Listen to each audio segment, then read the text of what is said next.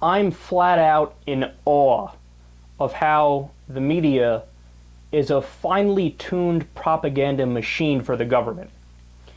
Secretary of State John Kerry, who is arguably the biggest war hawk in the administration right now for intervention in Syria, went on the Sunday talk shows and listened to the questions that they asked him, and then I want to come back and explain exactly how this propaganda works.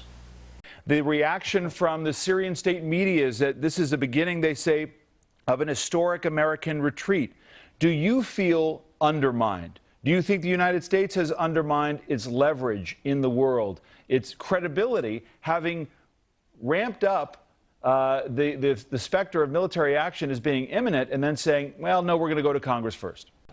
He's going to wait 9 days for Congress to come back before he takes any action, and then he goes off and plays a round of golf. Now that has been delayed for a couple of weeks at least.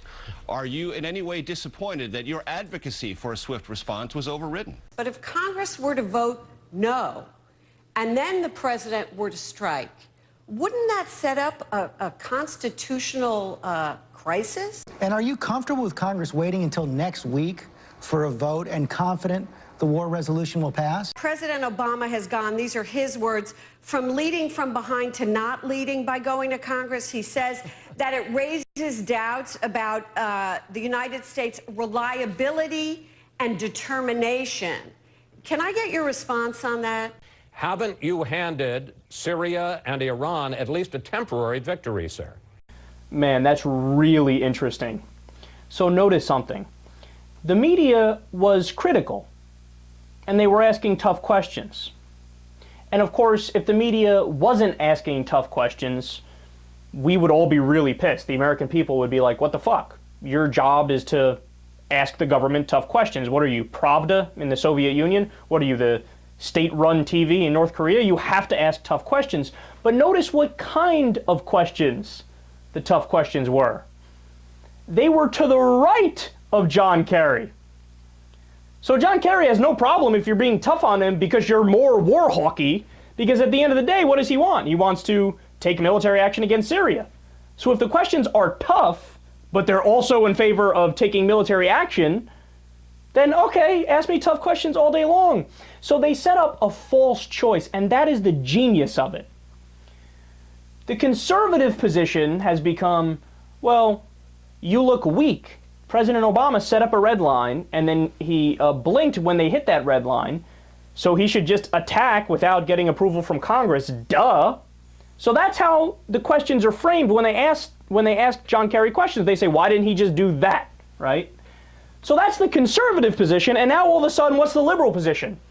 The liberal position is still going to war, but asking for approval from Congress first.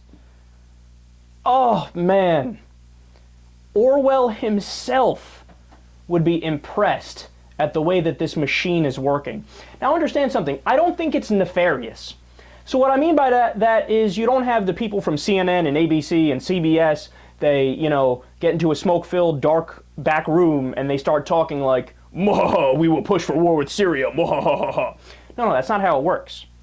But the way the system functions is people who get this to host a Sunday talk show, people who rise up through the ranks and get respectability within the different media organizations are people who are going to play ball with the establishment.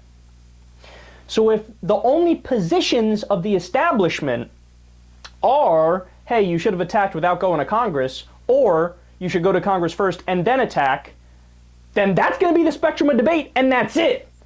What's not represented in the debate is the position of, hey, maybe we shouldn't go to war at all. I know, a radical idea. But you know what an actual journalist would ask John Kerry? He would say, hey, jackass, did you know that 9% of the American people are in favor of intervention in Syria? Why are we even discussing this? You do know we're a representative democracy, right? In a democracy, 9% want to do it, and you're still contemplating doing it? That's not enough. That's not a majority. What are you doing? That doesn't make any sense. Here's another good question. Did you know that half of the side of the rebels is Al-Qaeda? So do you want to fight alongside Al-Qaeda? Do you want to make allies with Al-Qaeda? Are they your friends? Are we friendly with Al-Qaeda? Are they an ally of ours? Secretary of State Kerry? Explain that to me. Secretary of State Kerry, did you know that a UN report from a couple months ago said that it was the Syrian rebels who used chemical weapons? So we know you're planning on attacking Assad. Are you also going to attack the rebels? No, see, this is actual journalism. That's real questions.